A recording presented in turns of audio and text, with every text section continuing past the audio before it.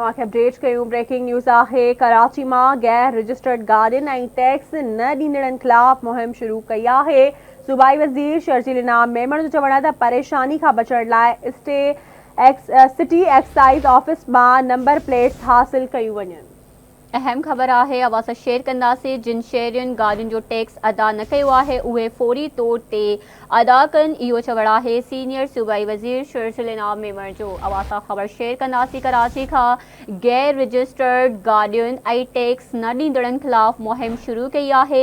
परेशानी खां बचण लाइ सिटी एक्साइज़ ऑफिस मां नंबर प्लेट्स हासिल कयूं वञनि। जिन शहरियुनि गाॾियुनि जो टैक्स अदा न कयो आहे उहे फौरी तौर ते अदा कनि। गाॾियुनि जी रजिस्ट्रेशन रिन्यू न कराईंदड़ रजिस्ट्रेशन कराइनि, इहो चवणु आहे सीनियर सूबाई वज़ीर शर्जील इनाम मेमण जो।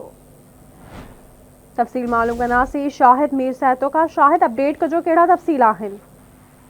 जी बिल्कुल, एक्साइज़ एंड टैक्स खाते पारां गैर रजिस्टर्ड गाॾियुनि ऐं टैक्स न ॾींदड़नि खिलाफ़ मुहिम जी जेका तयारियूं आहिनि उहे मुकमल कयूं आहिनि।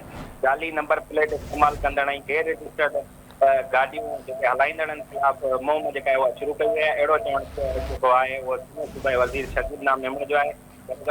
सीनियर सूबाई वज़ीर शर्जील इनाम मेमण इहो चयो आहे त परेशानी खां बचण लाइ सिटी एक्साइज़ ऑफिस मां फौरी तौर ते नंबर प्लेट हासिल करे शहरी पंहिंजी गाॾियुनि जा जेके टैक्स आहिनि उहे पिणु अदा कनि त जीअं उन्हनि खे कंहिं क़िस्म जी का तकलीफ़ पेश न अचे। हिन जो चवणु आहे त जिन गाॾियुनि जी रजिस्ट्रेशन जो रेवेन्यू न आहे थियल उहे फौरी तौर पंहिंजी गाॾियुनि जी रेवेन्यू कराए वठनि।